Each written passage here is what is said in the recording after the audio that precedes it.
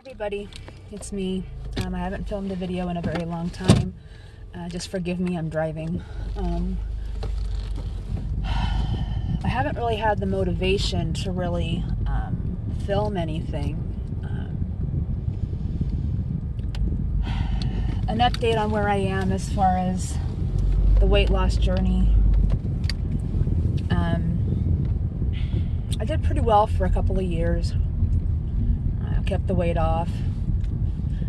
But in spite of continuing to be active in the last year, so I'm now 3 years out, in spite of staying active for the last 3 years and being at the gym every week, 5 days a week, I slowly started to gain weight. It wasn't to the point where it was really noticeable because it was very slowly. And then in November, I had foot surgery. And I had spent the majority of 2017 trying to quit smoking.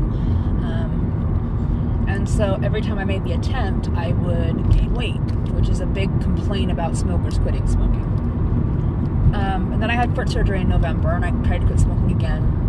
And I'm trying to remember, but I don't seem to recall that I ate any more than I normally do. The problem was that because I had foot surgery, and I was complete non-weight bearing for 2 weeks, and then I was in a moon boot for another 6 weeks, it kept my activity level very, very diminished. And I would walk here and there for lunch, or I would walk, when I was back in the boot, but for the most part, I couldn't do anything. And so therein, while I may not have been eating any more than I had been, my calorie burning count was minimal. And so I was eating what my body was telling me I needed to eat, even though I wasn't burning those calories. So the weight gain rapidly increased. I tried and failed and tried and failed many, many times to get back on the post-bariatric diet, which in my area, my surgeon, it's basically no starch. Heavy protein, some fruits and veggies, but for the most part, no starch. So, I could have vegetables with starch in them, or fruit with starch in them, but the vegetables that were all starch, potatoes, corn, that kind of thing, I wasn't allowed to have. So I tried, and I tried to get back on the yogurt for breakfast deal. I tried to get back with the protein shakes and protein bars and, doing all of that. It would last a couple of weeks, and then something would happen. In February, my mom got drastically, catastrophically sick. She developed sepsis, and not just sepsis. She went from, I feel kind of yucky, to septic shock, and they couldn't tell me if she was going to live the night. Ultimately, she did. After spending a week in ICU, 2 weeks on the regular hospital floor, and another 3 weeks in rehab, Mom came home. However, Mom's status, whatever, and mental abilities are much diminished from what they were prior to her illness. She can't be trusted to take her medication right. She can't be left alone. We are still undergoing the treatment for what caused the sepsis, which was a kidney stone. We went for surgery in April, and they were able to put in a stent, but couldn't remove the stone because she had a UTI. We went last week to finally remove the stone, only to find that the short amount of time that I had left her alone, she decided to eat. So they had to cancel the surgery. So we're scheduled again next month. So this is adding a lot of stress, especially because I have very minimal help. For whatever reason, it's just me, myself, and I, and Lee, and my nephew. But ultimately, it all falls on me. I am, not only am I executor and POA for my mother, but I'm a de facto POA for my uncle. He is in a facility, but I'm still responsible for paying his share of costs. I do his laundry. I'm the emergency contact if something happened to him. So that's a lot of responsibility for 2 elderly people. I make the joke, because if I don't joke about it, I'm gonna cry, that who needs a a baby when you have a 79-year-old toddler at home, because that's kind of what it feels like. The day of Mom's surgery that ended up being canceled because she decided it would be a brilliant idea to eat. The doctors yelled at me because I left her alone. Because, you know, how dare I leave her alone when I know for a fact that she is, that she's not mentally all there. So that when I proceeded to get on her, they got on me again for getting on my mother for eating. Couldn't win that day. On top of that, why I had left her in the first place that morning was I had to go to physical therapy. After my foot surgery, I got back in the gym. I worked my way back up on the treadmill, but ultimately I had lost all of the conditioning that I had developed. I had to start over, square one. You know, that long out of the gym, basically 2 months, I wasn't where I was. I still haven't gotten back to where I was. And it's been 7 months.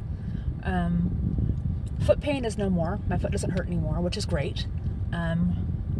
But I was running a couple weeks ago at the gym, and I was on an unsteady treadmill, and I ended up tweaking my back. The next day it seemed better. Okay, so I can go back. And stupid me went right back on the treadmill again. So I ended up with a severe case of sciatica in my left side of my back. The funny thing about it is it's not in my back. It's not running down my leg. It is simply in my left glute. So I quite literally have a pain in my ass. As if that wasn't bad enough. Work has become increasingly stressful, not just the work itself, but the dynamics and the cracking down in certain rules. And we're all being held to this accountability, which is fine. I mean, don't get me wrong. But the people that caused the problems in the first place are not being addressed. So it's very stressful for me, especially because I'm having all of these health issues. I had a 31-day period, y'all. Okay, I don't know if any of you have experienced that, but that is 31 days where you're bleeding. Okay, men say things about how they don't trust women who can bleed for 7 days and not die. Try 31 days. So I had an ultrasound this week to figure out what the hell. Because my mother had precancerous fibroids. I ended up having a partial hysterectomy when I was very little. She also had panic attacks. So about a year ago, I got put on Lexapro and Wellbutrin for depression. About a month or so after that, I was put on some PRN Xanax to help with the once-in-a-while panic attacks I would have. In the last 6 months, they have become almost constant. Last week, I had what I labeled as a terror attack. It wasn't panic. It was something far worse. I laid in bed after having several meltdowns throughout the evening after I got home from work. I didn't know if I was crying or laughing. I didn't know where I was. I didn't know really who I was. Every time Lee touched me, I freaked out. And it just was, I didn't know if I could pull myself out of it. I did by flipping a switch and detaching completely. But it really made me see that there is something drastically wrong. Prior to this, I'd gone to my primary. And this is, I guess, what the meat and potatoes of this post is about. You know, when you go to these seminars, you see these people that are up there talking, and they're 1-2 years out, and they're super successful, and they're super happy. I know because I've gone to a seminar, and I've spoken twice. And I've sat in the audience, and I've seen these people who look, you know, healthy and glowing and thin. But what about those people out there that are 3, 4, 5 years out who are where I am now? People, I have gained 80 pounds. And while I'm a long ways from where I began, back at almost 400 pounds, I'm back up to like 245. This is unacceptable, and I can't get it off. So I think that is part of the anxiety. That's part of the depression. That's part of the self-disgust. There was one day a few weeks ago that I'm putting makeup on to get ready to go to work, and the words came out of my mouth without me even thinking, no amount of makeup can fix ugly. I think that it's really important for people who are considering bariatric surgery to not just look at the success stories, not just look at the pros and cons and the risks versus benefits. Talk to the people who are 4, 5, 6, 10, 15 years out. Are they still satisfied? Are they still content with the way they look? Now, I am not saying that I regret having my surgery, because by all means, God has helped me. I don't regret it. No, I don't. Because my health has, even though I'm having my own health problems right now, my physical issues, diabetes, hypertension, all of that, still gone. And I'm still in much smaller clothes than I used to be, but I'm slowly inching up. And I don't know what to do about it. And between stress at work, stress at home, stress in my relationships, I have no downtime from stress. Stress seems to follow me wherever I go. It's like an albatross around my neck. And even on the best of circumstances, I don't handle stress well. Not at all. So I'm in physical therapy for my back. I went back to the gym for the first time yesterday for about a week and a half, and I did my physical therapy exercises, and I got on the bike and I walked very slowly on the treadmill. But the pain is constant. Granted, it's down from where it was at a constant 8, and now it's at about a 3 all the time. But even that weighs on you long term. I mean, if you wake up with pain and you go to bed with pain, and with the night with pain, it never goes away, that weighs on you. And I haven't had this level of pain since way before my surgery. And it's kind of taking me back to where I was before.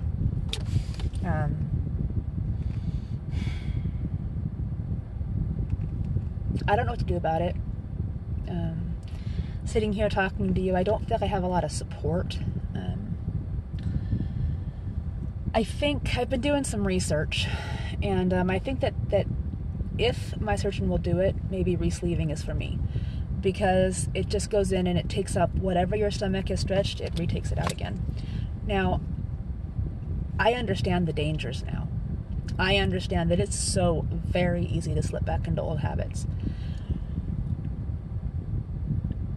I would like to say that I'm not going to fuck it up again. Sorry, my filter is gone. I would like to believe I'm not going to.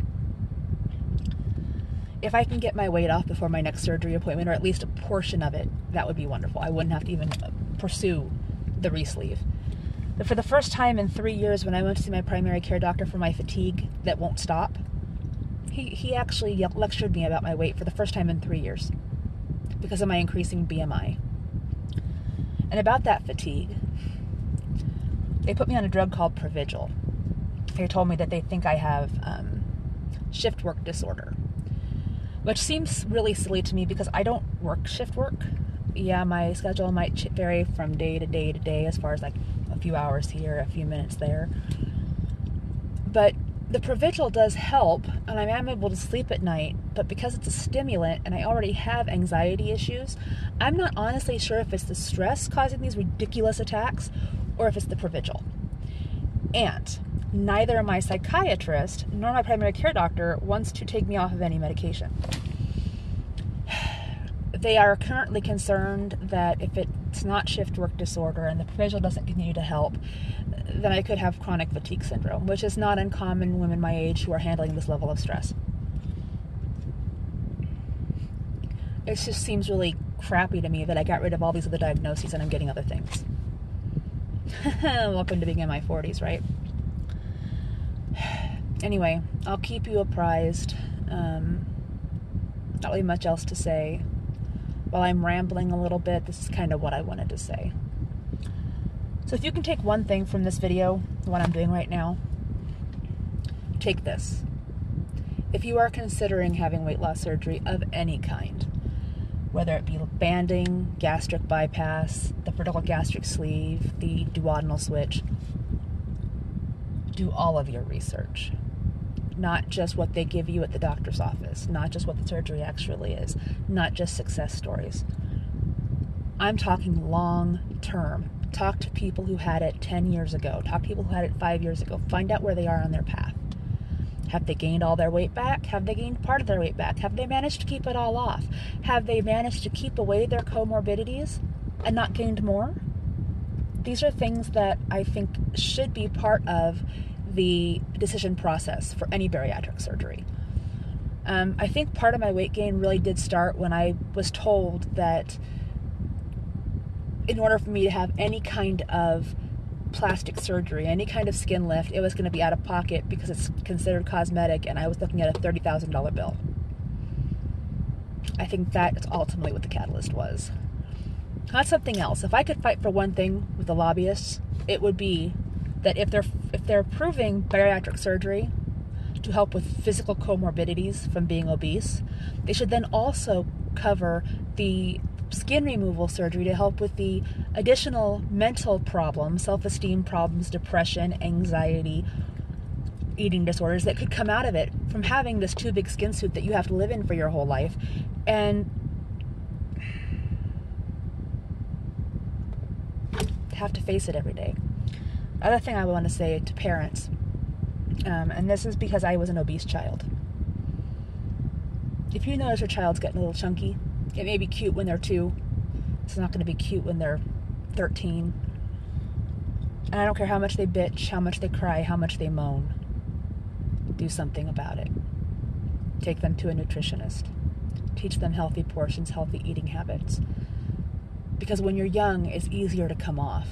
When you're 41, not so easy.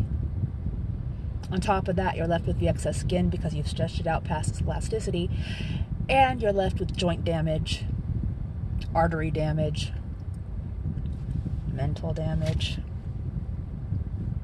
All right, enough of me complaining and whining. I have to get inside and start dinner, or the natives are going to start chewing on my kitchen table. All right, that's it. Maybe the next post will be a little bit happier.